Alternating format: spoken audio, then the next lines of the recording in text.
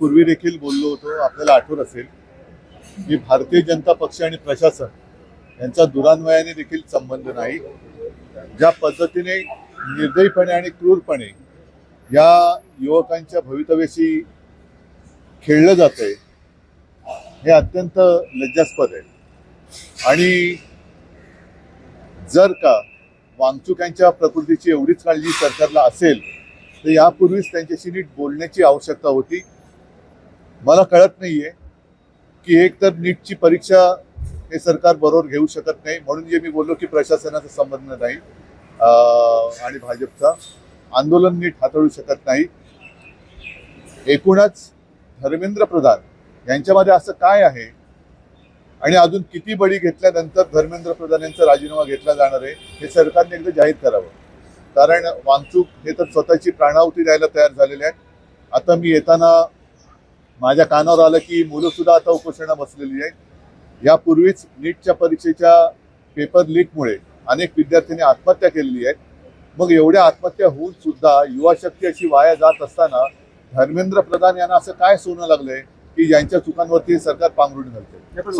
असं म्हटलं जात आहे, पोलीस हा दावा करत आहेत की हे कोर्टाच्या आदेशानुसार झालेलं आहे. कोर्टाच्या आदेशाने त्यातला दुसरा एक भाग असा आहे की सोमवारपासून संसदेचं अधिवेशन सुरू होत आहे. त्याआधी हे आंदोलन, कारण 20 तारखेला मोर्चाची घोषणा करण्यात आली. मला पोलिसांचा हा जो काही दावा असेल तर पोलिसांनी त्यांच्या दाव्यानुसार कोर्टाची ऑर्डर दाखवावी की त्यांना उचलून हॉस्पिटलमध्ये टाकावं. कोर्टाने त्यांच्या प्रकृतीबद्दल चिंता व्यक्त केलेली आहे. यापूर्वी देखील अनेक उपोषणं झालेली आहेत. अगदी आपल्या स्वातंत्र्यापूर्वी सुद्धा महात्मा गांधींनी उपोषण केले, नंतर सुद्धा केले. चर्चा केल्यानंतर उपोषण सोडलं जातं. अण्णा हजारेंच्या बाबतीत सुद्धा काँग्रेसचं सरकार असताना चर्चा करून उपोषण सोडलं गेलं. सरकारने अजूनही वेळ गेलेली नाही. नीट त्यांच्याबरोबर चर्चा करावी आणि उपोषण सोडवावं. प्रकृतीची काळजी घ्या. जो मोर्चा निघणार होता मला वाटतं तो निघाला पाहिजे.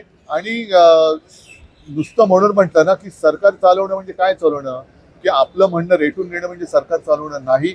परत एकदा सांगतो की भारतीय जनता पक्ष आणि प्रशासन यांचा दुरान्वयाने देखील संबंध नाही.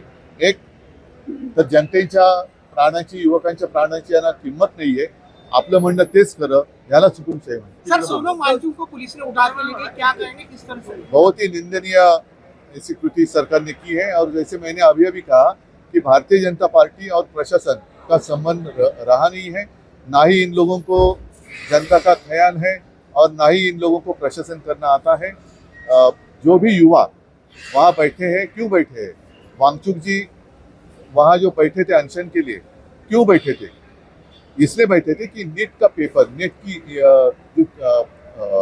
एग्जाम थी वो ठीक तरीके से ये लोग ले नहीं सकते. और ऐसे धर्मेंद्र प्रधान में क्या ऐसी कौन सी खास बात है?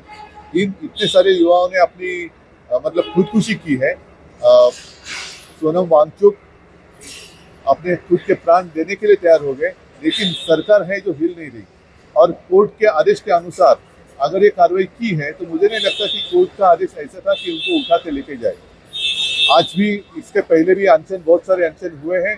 महात्मा गांधी जी भी अनशन करते थे, अन्ना हजारे ने भी अनशन किया था और उस वक्त तो कांग्रेस की सरकार थी. अभी भी समय नहीं गया है. चर्चा करें और अनशन अगर वो छोड़ सके तो अच्छी.